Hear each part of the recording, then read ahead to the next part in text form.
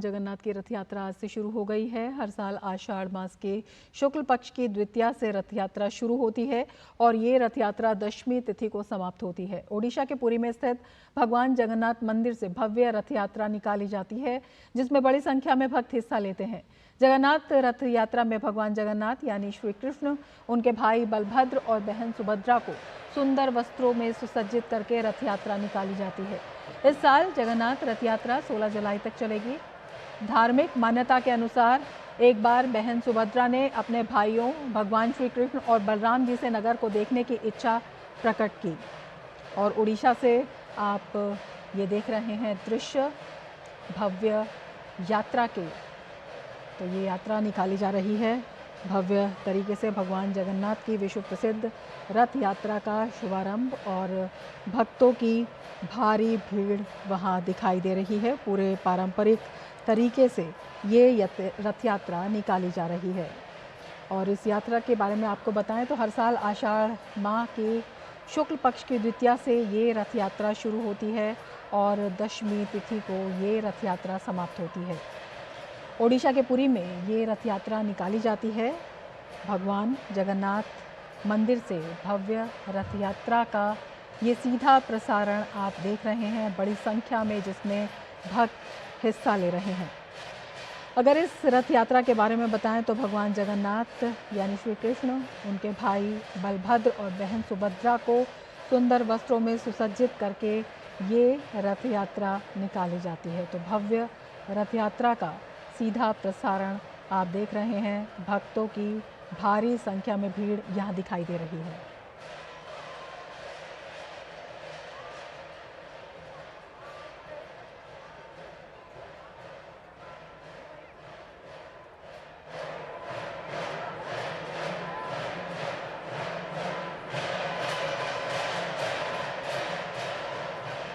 तो इस साल ये रथ यात्रा 16 जुलाई तक चलेगी।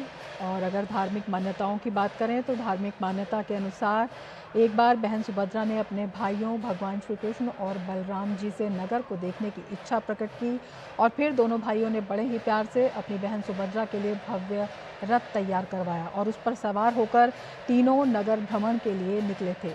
तीनों अपनी मौसी के घर गुंडीचा भी गए और यहाँ पर 7 दिन तक रुके। उसके बाद नगर यात्रा को पूरा करके वापस पुरी लौटे। तब से हर साल तीनों भाई बहन अपने रथ पर सवार होकर नगर भ्रमण पर निकलते हैं और अपनी मौसी के घर गुंडीचा मंदिर जाते हैं। इनमें सबसे आगे बलराम जी का रथ, बीच में बहन सुभद्रा का रथ और पीछे जगन्नाथ जी का रथ होता है। और आज राष्ट्रपति द्रौपदी मुर्मू भी पुरी में भगवान जगन्नाथ की रथ यात्रा में शामिल हो रही हैं। तो मंदिर, दिव्य मंदिर भव्य तरीके से सजा हुआ है और भक्तों की भारी भीड़ दिखाई दे रही है। और ये रथ यात्रा शुरू हो गई है, जो कि हर साल आषाढ़ मास के शुक्ल पक्ष की द्वितीया से शुरू होती है और ये रथ यात्रा दशमी तिथि को समाप्त होती है और बड़ी संख्या में इसमें भक्त हिस्सा ले रहे हैं। तो भव्य रथ यात्रा भगवान जगन्नाथ की, जिसमें आज राष्ट्रपति द्रौपदी मुर्मू भी शामिल हो रही हैं। इस साल ये रथ यात्रा 16 जुलाई तक चलेगी। तो भव्य रथ यात्रा पूरे पारंपरिक तरीके से और बड़ी संख्या में भक्त शामिल हो रहे हैं, इस रथ यात्रा में हिस्सा ले रहे हैं।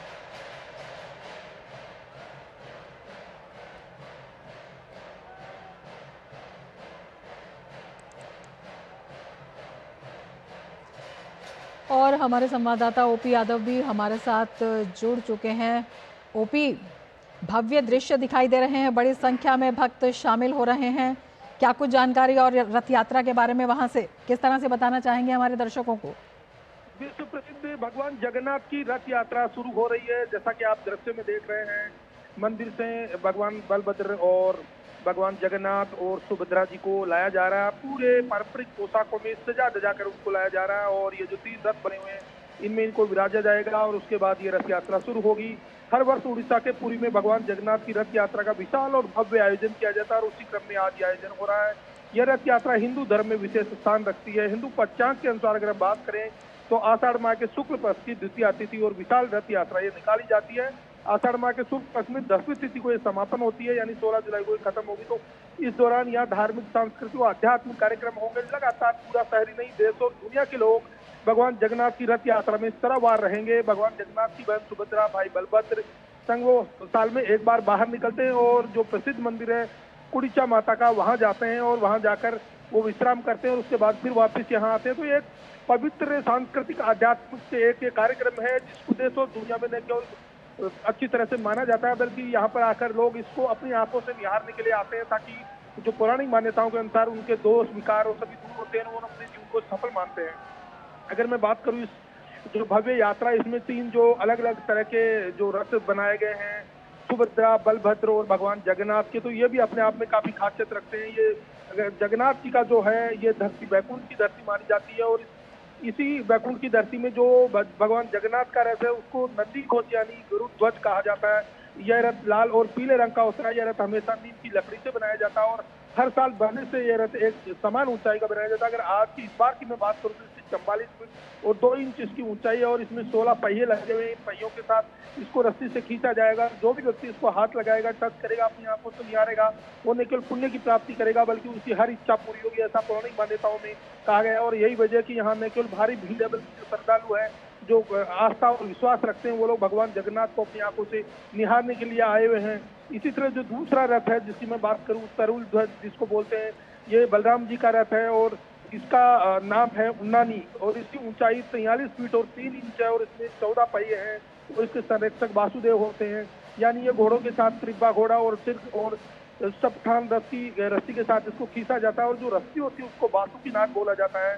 तो ये इसकी अलग अलग मान्यताएं, अलग अलग नाम, और ये जो इस तरह के जो पौराणिक जो मान्यताओं के अनुसार जो कार्यक्रम किए जाते हैं अपने आप में न केवल अनूठे होते हैं बल्कि भारत की जो सदियों पुरानी सांस्कृतिक धरोहर है, आध्यात्मिक धरोहर है, उसको पहचानने के लिए लोगों को जोड़ने का काम करते हैं। इसके साथ ही साथ जब ये कार्यक्रम पूरा हो जाता है उसके बाद फिर भगवान जगन्नाथ वापस यहाँ पधारते मंदिर में और यहाँ आकर फिर वो विराजते हैं। तो ये जो 10 दिन तक जो कार्यक्रम चलता है ये अपने आप में अनूठा है, अलौकिक है, भव्य है और दिव्य है। और यही वजह कि यहाँ पर आज शाम को राष्ट्रपति द्रौपदी मुर्मू भी पधारेंगी और जब ये ओपी चलेगा। जी ओपी यादव, ये भी बताना बेहद महत्वपूर्ण है कि इस बार की रथ यात्रा इसलिए भी खास है कि ये 2 दिन की रथ यात्रा हो रही है, 53 साल के बाद हो रही है। पहले 1971 में 2 दिन की रथ यात्रा निकाली गई थी। जो नक्षत्र हैं, ग्रह हैं, उनकी गणना के मुताबिक तो इसका महत्व और ज़्यादा बढ़ जाता है।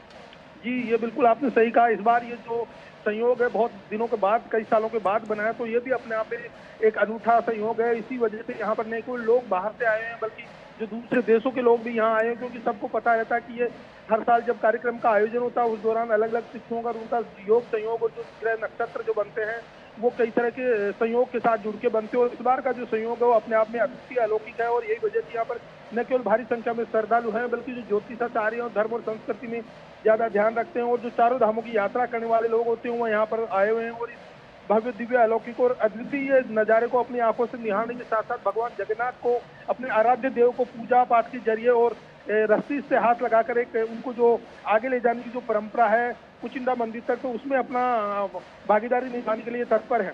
जी बिल्कुल, आपसे ये भी जानना चाहेंगे, जिस तरह से इस बार ये जो है 53 साल के बाद 2 दिवसीय यात्रा हो रही है, बड़ी संख्या में जो हैं भक्तजन वहां पर उपस्थित हैं, जो भीड़ है इस दिव्य और भव्य रथ यात्रा में वो दृश्यों में साफ तौर पर दिखाई दे रही है।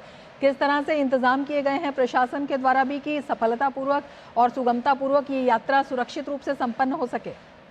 वैसे तो ये हर साल यात्रा होती तो इसका एक प्रोटोकॉल होता है, सुरक्षा की व्यवस्था होती है और कई दौर की बैठकें होती है जिसमें राज्य सरकार अपने अपने स्तर पे हर लेवल पे सोशल वर्कर्स हैं, जो सरकारी मशीनरी है, पैरामिलिट्री फोर्स है, पुलिस के जवान हैं और जो धर्म और आध्यात्म रुचि रखने वाले संगठन हैं और कई तरह के जो ट्रस्ट है, सभी के लोग अपनी अपनी भूमिका में यहाँ लगे रहते हैं। हालांकि अभी यहाँ धूप काफी तेज है तो धूप को देखते हुए यहाँ न केवल पानी के फव्वारे वगैरह छोड़े जा रहे, पानी पिलाने की व्यवस्था की जा रही है, चिकित्सा की भी एक टेम्परेरी व्यवस्था यहाँ हॉस्पिटल बनाकर की गई है और जाने वाले लोगों को दिक्कत नहीं हो, बुजुर्ग व्यक्तियों को दिक्कत नहीं हो, उनके लिए अलग से रास्ते बनाए गए हैं। तो और व्यवस्थित पास के अलावा और अन्य तरह की जो जरूरी एहतियात की सुविधाएं होती है सभी तरह की यहाँ व्यवस्था की गई है और दोनों तरफ जो इमारतें उनके ऊपर छत के ऊपर विशेष छायादार पर्दे लगाकर लोगों को बैठने की और कुर्सियां लगाकर व्यवस्था की गई। तो निश्चित तौर पर यहाँ न केवल प्रशासन ने पूरे सुरक्षा के इंतजाम किए हैं बल्कि जो श्रद्धालुओं को किसी तरह की दिक्कत नहीं, उसको लेकर स्वयंसेवी संगठन और एनजीओ ट्रस्ट जो बहुत सारे लोग इस सेवा में अपने आप को देकर पुण्य काम को मानते हैं वो लगातार पिछले 15-20 दिन से लगे हुए और ये तब तक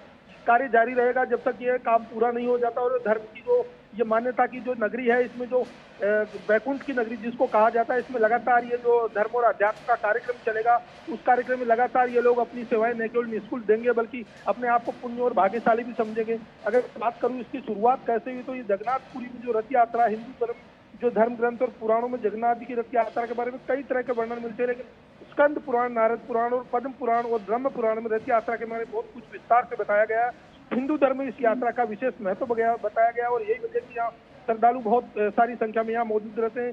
इस रथ यात्रा को लेकर मान्यता यह भी है कि एक दिन भगवान जगन्नाथ की जो बहन सुभद्रा है, उनसे द्वारका के दर्शन कराने की प्रार्थना की गई थी और तब भगवान जगन्नाथ ने अपनी बहन की इच्छा पूर्ति के लिए उन्हें रथ में बिठाकर पूरे नगर का भ्रमण करवाया था और इसके बाद इस रथ यात्रा की शुरुआत हुई थी।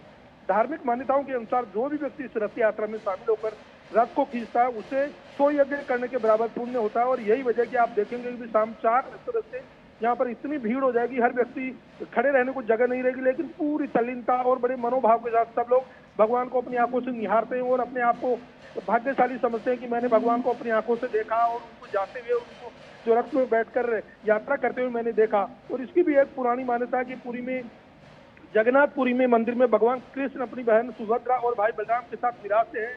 वो क्या भगवान पुरी में क्यों विराजते हैं, इन सब के पीछे भी कई तरह के लौकिक और धार्मिक मान्यताएं हैं। श्री कृष्ण रात में सोते समय, इसकी वजह यह है कि भगवान श्री कृष्ण को एक बार रात में सोते समय अचानक नींद में राधे राधे बोलने की आवाजें आने लगी, तो भगवान कृष्ण की पत्नी रुक्मणी ने जब उनसे सुना तो उन्होंने बहुत आश्चर्य किया और पूछा कि आप ये क्या बोल रहे हैं। तब उन्होंने ये बात अन्य सभी रानियों को बताई। सभी रानियां आपस में विचार करने लगी, भगवान कृष्ण अभी तक राधा को नहीं भूले हैं। सभी रानियां राधा के बारे में चर्चा करने के लिए माता रोहिणी के पास पहुंची और फिर माता रोहिणी ने सभी रानियों से आग्रह किया कि भगवान कृष्ण गोपियों के साथ हुई रहस्यात्मक रास लीला के बारे में बताएं। पहले तो माता रोहिणी ने उन सभी को टालना चाहा, लेकिन महारानियों के हट के आगे सब कुछ उन्होंने बता दिया। उन्होंने कहा सुभद्रा को पहले पहरे पे बिठा दो, कोई अंदर न आ पाए, भले ही भगवान कृष्ण और बलराम ही क्यों न हो। माता रोहिणी द्वारा भगवान श्री कृष्ण की रहस्यात्मक रास लीला की कथा शुरू कर दी। करते ही कृष्ण और बलराम अचानक महल की ओर आते दिखाई दिए, तो देवी सुभद्रा ने दोनों भाइयों को उचित कारण बताकर दरवाजे पर ही रोक लिया। महल के अंदर श्री कृष्ण और राधा की रास लीला की कथा श्री कृष्ण, सुभद्रा और बलराम दोनों को सुनाई दे रही थी। उनको सुनते ही श्री कृष्ण और बलराम अंग अंग में अद्भुत प्रेम रस का उद्भव होने लगा और तब से ये सुभद्रा की भावहीन जो भंगिमाएं थी उन्होंने देखी और तीनों ही ऐसी अवस्था में हो गई कि पूरे ध्यान से देखने पर भी किसी को हाथ पैर आदि स्पष्ट दिखाई नहीं दिए। अचानक वहां देवर्षि नारद आए और नारद जी को देखकर तीनों पूर्ण चेतना में वापस लौटे। नारद जी ने भगवान श्री कृष्ण से प्रार्थना की कि भगवान आप तीनों जिस महाभाव में मूर्ति लीन अस्तित्व में है, सामान्य जनों के दर्शन हेतु प्रतिवर्ष सदैव सुशोभित करे। और भगवान कृष्ण के तथास्तु के लिए उन्होंने कह दिया। कहते हैं कि भगवान कृष्ण, बलराम और सुभद्रा जी का वही स्वरूप आज जगन्नाथपुरी में है जिसे स्वयं विश्वकर्मा जी ने बनाया है। और यही वजह कि आज आप जो टीवी पर दृश्य देख रहे हैं, भव्य दिव्य और अलौकिक दृश्य और हजारों की भीड़ जो दर्शकों की है, श्रद्धालुओं की है, अपने इष्ट देव को देखने के लिए यहाँ पहुंची है, ये इसी की वजह से मान्यताएं सदियों से चली आ रही है। बिल्कुल, एक बड़ी ये परंपरा है और ये माना जा रहा है कि 12वीं से 16वीं शताब्दी के बीच जो है इस उत्सव की शुरुआत हुई और ओडिशा के गजपति राजाओं के शासनकाल के दौरान ये त्यौहार जो है और ज़्यादा महत्वपूर्ण माना जाने लगा और तब से ये यात्रा निकाली जाती है। विशेष तैयारी इसके लिए की जाती है। रथ नीम की परिपक्व और पकी हुई लकड़ी से तैयार किया जाता है। भगवान जगन्नाथ के रथ में कुल 16 पहिए होते हैं। और ज़्यादा क्या जानकारी आप इस तैयारी के बारे में बता सकते हैं? और ये भी आपसे जानना चाहेंगे कि जब ये 2 दिवसीय यात्रा निकलेगी तो इसकी शुरुआत से लेकर जो पूरा एक यात्रा का गंतव्य है उसके बारे में भी आपसे जानना चाहेंगे, किस तरह से ये यात्रा संपन्न होगी ओपी? जी, ये यात्रा अभी जैसे सुबह से यहाँ पूजा पाठ, अनुष्ठान और कई तरह के कार्यक्रम लगातार जारी रहे और फिर एक एक करके भगवान जगन्नाथ, देवी सुभद्रा और बलभद्र को एक पारंपरिक तरीके से एक जो रीति रिवाज है, रिचुअली तरीके से यहाँ लाया गया और जो तीनों रथ है उनमें इनको बैठाया जाएगा। और शाम के वक्त जब ये रथ आगे बढ़ेंगे तो तकरीबन 100-200 मीटर आगे जाके आज ये रुक जाएंगे। फिर कल ये रथ फिर से चलेंगे और जो कुटिचा मंदिर है आगे, माता कुटिचा मंदिर, वहाँ ये पहुंचेंगे। वहाँ जाकर ये लोग इनको भोज करवाया जाएगा। फिर ये यहाँ पे रेस्ट करेंगे और फिर 16 जुलाई को ये वापस यहाँ आएंगे और वापस आने पर इनको रसगुल्ले का भोग कराया जाएगा। और जो परंपरा है उसमें पूरे विधि विधान के साथ कार्यक्रम आयोजित होंगे। उस दौरान कई तरह के और भी बहुत सारे रिचुअली कार्यक्रम होते हैं यहाँ पर। जो रस्सी है, बिल्कुल, कई बड़े कार्यक्रम जो है इसमें होंगे और पूरा ये उत्सव, ये भव्य दिव्य रथ यात्रा जो कि शुरू हो चुकी है, जिसकी जानकारी आप दे रहे हैं, आगे भी आपसे जानकारी लेते रहेंगे ओपी। फिलहाल शुक्रिया पूरी जानकारी के लिए और बुलेटिन में